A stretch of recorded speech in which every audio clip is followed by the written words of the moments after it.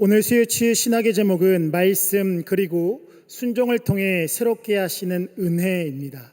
본문은 에스겔 37장 1절에서 10절의 말씀이고 저는 육성교구를 담당하는 김덕민 목사입니다. 할렐루야.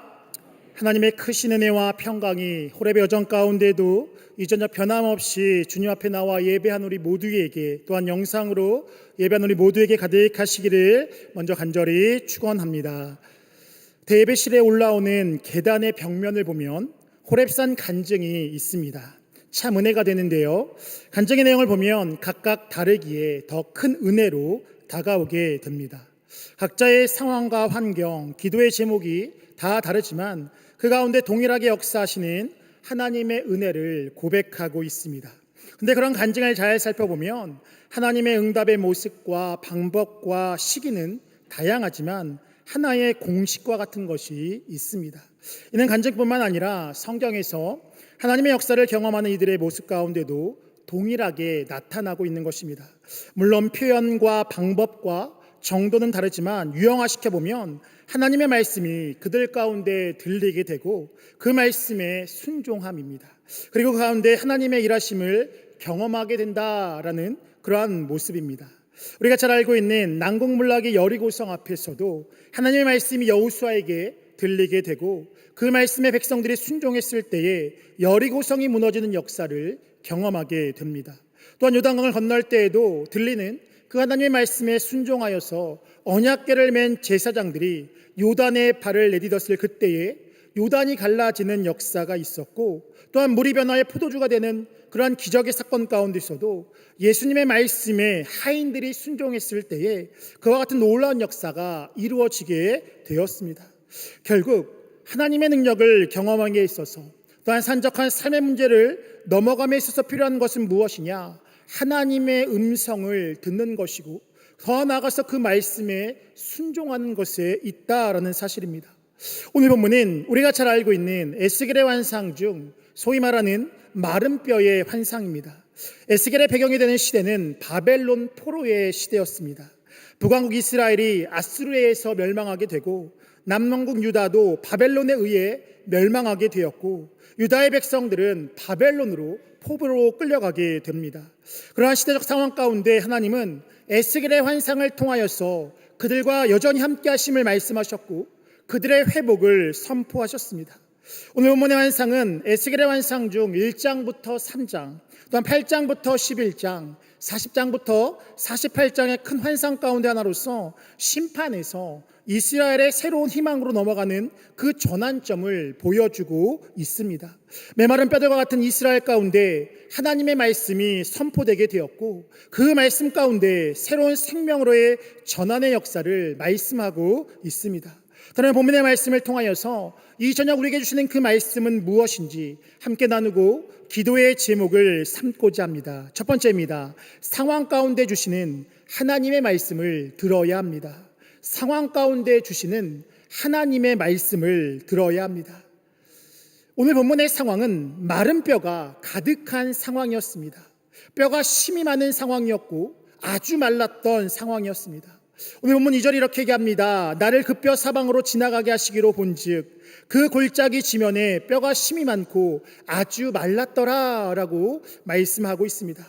뼈가 아주 말랐더라의 이 원어적인 표현을 보면 장렬하는 햇빛에 오랫동안 노출되어서 표백되었고 메마르며 부서진 상태를 의미한다라고 할 수 있습니다. 즉 무엇이냐? 생명력 자체가 없는 상황, 회생 불가능한 상황을 의미한다라고 할 수 있습니다. 레위기의 말씀을 보면 이스라엘 가운데는 그 시신이 방치된 것만으로도 매우 저주스럽다라고 여겨지는데요, 그것이 오랜 시간 지속되었고 방치된 대로 오랫동안 지냈다라는 것은 저주 가운데서도 아주 저주적인 상황이었다라고 이야기할 수 있습니다. 이 모습은 당시 이스라엘의 처한 모습이자 그들의 영적인 상태의 모습이었다라고 할 수 있습니다. 에스겔 37장 11절은 이렇게 얘기합니다. 또 내게 이르시되 인자야 이 뼈들은 이스라엘의 온 족속이라. 그들이 이르기를 우리의 뼈들이 말랐고 우리의 소망이 없어졌으니 우리는 다 멸절되었다 하느니라 라고 말씀합니다. 그러한 상황 가운데 하나님의 말씀이 들리게 됩니다. 오늘 본문 3절입니다. 그가 내게 이르시되 인자야 이 뼈들이 능히 살 수 있겠느냐 하시기로 라고 말씀합니다. 이것이 하나님의 역사의 시작이었습니다. 상황은 절망 그 자체였지만 그 가운데에 하나님의 말씀이 에스겔에게 또 이스라엘에게 임하게 되었습니다. 우리가 앞서 얘기했던 것처럼 난공불락의 여리고성 앞에서도 마찬가지였습니다. 여호수아 6장 2절은 이렇게 합니다. 여호와께서 여호수아에게 이르시되 보라 내가 여리고와 그 왕과 용사들을 내 손에 넘겨 주었나니 라고 이야기합니다. 그들의 상황도 마찬가지였습니다. 성경은 그들의 상황에 대해서 여리고는 굳게 닫혔고 출입하는 자가 없었다라고 기록하고 있습니다. 인간의 힘으로는, 이스라엘 백성의 힘으로는 도저히 뚫을 수 없는 상황이었습니다. 그렇게 절망과 낙담, 불가능한 상황 가운데 하나님의 말씀이 그들 가운데 들리게 되었고 여리고성의 무너짐의 역사가 시작되었습니다. 이와 같이 하나님 앞에서는 상황이 중요하지 않습니다. 상황이 아니라 하나님의 말씀이 중요합니다. 왜냐하면 하나님은 상황을 넘어서시는 분이시기 때문입니다.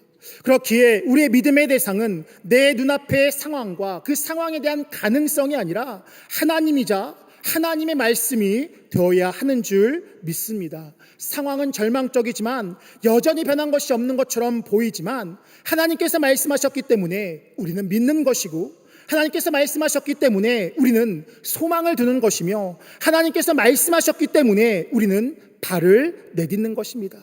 이와 같이 상황을 풀어가는 시작은 바로 하나님의 말씀으로부터 시작되는 줄 믿습니다. 그렇기에 우리는 하나님의 말씀을 들어야 하는 것이고 그 들음에 집중해야 하는 것입니다.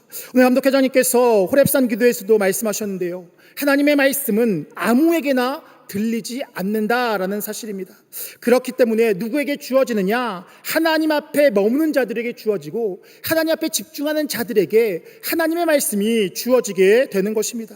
그렇게 우리가 할 일은 무엇이냐? 하나님 앞에 머무는 그 시간이 필요한 것이며 하나님 앞에 집중하는 것, 그것이 바로 우리의 모습이 되어야 하는 줄 믿습니다. 바라는 것은 하나님께 집중함을 통하여서 상황을 넘어서는 하나님의 음성, 하나님의 말씀을 들으며 나아가는 우리 모두가 되시기를 간절히 축원합니다. 두 번째입니다. 상황이 아니라 하나님의 말씀을 믿어야 합니다. 상황이 아니라 하나님의 말씀을 믿어야 합니다. 오늘 본문의 말씀을 보면 하나님의 말씀에 대한 에스겔의 반응은 전적인 믿음의 모습이었습니다. 오늘 보면 3절입니다. 그가 내게 이르시되 인자야 이 뼈들이 능히 살 수 있겠느냐 하시기로 내가 대답하되 주 여호와여 주께서 아시나이다 라고 말씀합니다. 하나님의 질문에 대한 이 에스겔의 대답은 하나님은 아십니다 라는 그러한 대답이었습니다. 이 대답은 자신의 생각과 경험이 아니라 하나님의 위대하심과 전지전능하심을 의지하는 그러한 반응이자 대답이었습니다. 내 생각은 불가능한 것 같은데 그런데 하나님의 생각은 다름을 고백하는 것이었습니다. 더 나아가 자신의 사고와 판단의 모든 것에 있어서 내가 중심이 되는 것이 아니라 살아계신 하나님께 최종적인 결정권을 내어드리는 그러한 모습이었습니다. 쉽게 말하면 에스겔이 볼 때에는 심이 말랐기에 불가능해 보이지만 하나님께서 하시면 가능할 것이다 라는 고백이었으며 또한 살리시든 아니면 그대로 두시든 하나님의 절대적인 주권 아래에 있음을 고백하는 것이며 더 나아가서 그것이 어떠한 결정이든지 간에 그것이 가장 선하고 좋은 것임을 고백하는 그러한 믿음의 고백이었다라는 것입니다. 이것이 바로 에스겔의 믿음이었습니다. 즉 에스겔은 하나님의 능력을 믿었으며 하나님의 주권을 믿었으며 더 나아가서 하나님이 행하시는 모든 것들이 선하시다라는 것을 믿었던 것입니다. 이것이 바로 진정한 믿음의 모습인 줄 믿습니다. 믿을만 해서 믿는 것이 믿음이 아니라 하나님의 어떠한 상황에서도 하실 수 있습니다. 이것이 믿음인 것이고 또 하나님의 주권을 인정하며 당장은 이해하지 못하지만 하나님은 선하십니다 라는 이것이 바로 진정한 믿음의 고백인 줄 믿습니다.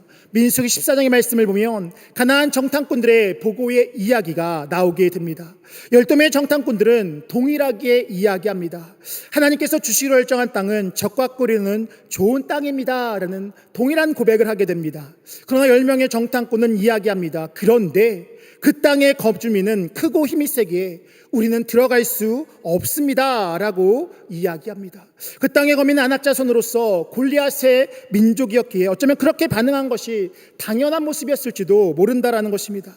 반면 여호수아와 갈렙은 다른 고백을 하게 됩니다. 민수기 14장 8절입니다. 여호와께서 우리를 기뻐하시면 우리를 그 땅으로 인도하여 들이시고 그 땅을 우리에게 주시리라. 이는 과연 적과 꿀이 흐르는 땅이니라 라고 말씀하고 있습니다.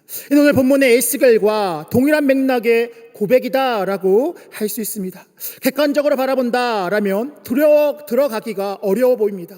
오히려 들어가는 것이 불가능해 보이는 상황입니다. 그런데 하나님께서 기뻐하시면, 다르게 말한다면 하나님께서 허락하시면 우리는 그 땅에 들어갈 수 있습니다. 더 나아가서 하나님은 선하시기에 우리를 인도하실 것입니다 라는 그런 믿음의 고백이었습니다. 이것이 여호수아와 갈렙의 믿음이었고, 그 믿음대로, 그 고백대로 그들은 그 땅을 차지하게 되었습니다. 상황을 이야기하는 것은 믿음이 아니라 분석이고 보고이며, 분석과 보고는 세상의 전형적인 방법입니다. 반면 상황을 넘어서는 하나님을 기대하는 고백이 바로 믿음이며, 그것은 바로 성경의 방법인 것입니다. 히포의 주교였던 어거스틴은 이와 같이 이야기했습니다. 믿음은 우리가 보지 못하는 것을 믿는 것이고, 그 믿음에 대한 상은 우리가 믿는 것을 보는 것이다 라고 말했습니다. 영국의 설교가였던 토마스 아담도 같은 맥락의 이야기를 했습니다. 우리가 보지 못하는 것을 믿는 것이 믿음의 직무다. 그리고 우리가 믿는 것을 보는 것이 믿음의 상이다 라고 그렇게 이야기했습니다. 또한 히브리서 11장은 이렇게 이야기합니다. 믿음이 없이는 하나님을 기쁘게 하시 못하나니 라고 말씀합니다. 결국 믿음은 상황이 아니라 보이지 않는 하나님을 바라보는 것이고, 하나님을 의지하는 것이며, 더 나아가서 하나님을 기쁘게 하는 것입니다. 바라는 것은 상황을 분석하는 자가 되지 말고 상황을 넘어서는 믿음의 소유자가 되어서 하나님을 기쁘시게 하며, 더 나아가서 마침내 우리가 믿는 그것을 보고 경험하는 우리 모두가 되시기를 간절히 축원합니다. 끝으로 믿음 안에서 그대로 행해야 합니다. 믿음 안에서 그대로 행해야 합니다. 오늘 본문의 마른 뼈가 살아난 역사에서 중요한 역할을 하는 사람은 에스겔이었습니다. 즉 하나님의 말씀에 반응한 에스겔의 순종이 그 가운데에 있었습니다. 본문 7절입니다. 이에 내가 명령을 따라 대언하니 대언할 때에 소리가 나고 움직이며 이 뼈 저 뼈가 들어맞아 뼈들이 서로 연결되더라 라고 말씀합니다. 여기서 명령을 따라 대언하니를 지역해 보면요, 이렇습니다. 명령을 받은 그대로 예언한다라는 의미를 가지고 있습니다. 즉 하나님의 말씀을 그대로 받아들여서 순종했던 것이 에스겔의 모습이었습니다. 받은 그대로의 행함이 순종입니다. 우리가 잘 알다시피 99%의 순종은 진정한 순종이 아니라 1%의 불순종이라는 것을 우리는 너무나 잘 알고 있습니다. 분명한 것은 무엇이냐? 에스겔이 받은 그대로 행하였더니 뼈들이 움직이고 뼈들이 맞아지는 역사가 그 가운데에 이루어지게 되었습니다. 또 오늘 본문을 보면 뼈들의 순종도 있었습니다. 뼈들이 움직이더니의 원어적인 의미를 살펴보면 사소한 움직임이 아니라 말씀을 따라서 거대하게 분주히 움직이는 모습이었습니다. 더 나아가서 그 동사 형태를 보면 목적을 위해 움직임을 나타내는 그러한 동사를 사용하고 있는데, 이는 누군가가 로봇을 조립하듯이 뼈와 뼈를 맞춘 것이 아니라 뼈 스스로가 하나님의 말씀과 명령에 반응했던 것을 의미하고 있습니다. 즉 하나님의 말씀 앞에 뼈들조차 일어나 거대하게 움직이며 순종하는 모습을 보이게 되었던 것입니다. 그랬을 때에 생기가 그 가운데 입혀지게 되었고 살아있는 그 큰 군대를 이루게 되었습니다. 본문의 마른 뼈가 상징하는 것은 포로기의 이스라엘의 상태와 모습이었습니다. 오늘 본문은 마른 뼈와 같은 이스라엘이 회복되고 새로워지는 모습에는 하나님의 말씀의 선포, 믿음으로 순종한 에스겔의 선포, 더 나아가서 말씀을 들은 이스라엘 백성의 순종을 통하여서 하나님의 역사가 이루어졌다는 것을 보여주고 있습니다. 호렙의 여정이 이제 2일 남았습니다. 우리는 호렙의 여정 가운데 하나님의 말씀을 들었습니다. 본문의 말씀을 통하여서, 또 말씀을 선포되어지는 그 말씀을 통하여서, 또는 찬양의 가사를 통하여서, 아니면 주여를 외치는 그 기도 가운데 하나님의 말씀이 우리 가운데 주어지게 되어졌습니다. 마치 모세가 호렙산에서 하나님을 만나고 십계명과 제사법, 생활의 관계법 등 여러 가지의 말씀을 들은 것처럼 우리 각자에게도 각자에 맞는 하나님의 말씀이 주어졌습니다. 그렇다면 이제는 행해야 하는 줄 믿습니다. 계명 그 자체로 복을 받는 것이 아니다라는 것을 우리는 너무나 잘 알고 있습니다. 출애굽기 19장 5절과 6절입니다. 세계가 다 내게 속하였나니 너희가 내 말을 잘 듣고 내 언약을 지키면 너희는 모든 민족 중에서 내 소유가 되겠고 너희가 내게 대하여 제사장 나라가 되며 거룩한 백성이 되리라 라고 말씀합니다. 또한 신명기 28장 1절입니다. 내가 내 하나님 여호와의 말씀을 삼가 듣고 내가 오늘 내게 명령하는 그의 모든 명령을 지켜 행하면 내 하나님 여호와께서 너를 세계 모든 민족 위에 뛰어나게 하실 것이다 라고 말씀하고 있습니다.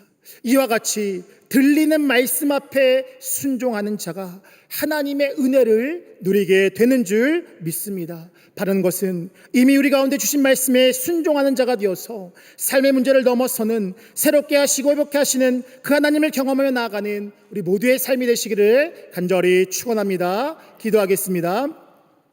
사랑과 은혜가 풍성한 하나님, 오늘 말씀을 통하여서 하나님의 능력을 경험하는 인생의 모습을 깨닫게 하시니 감사를 드립니다. 인생의 문제 앞에서, 삶의 어려운 문제 앞에서 하나님의 말씀이 들리게 하여 주시고 그 말씀을 믿고 순종함으로 하나님의 능력을 경험하는 우리 모두의 삶이 되어줄 수 있도록 인도하여 주시옵소서. 감사드리며 예수님의 이름으로 기도하옵나이다. 아멘.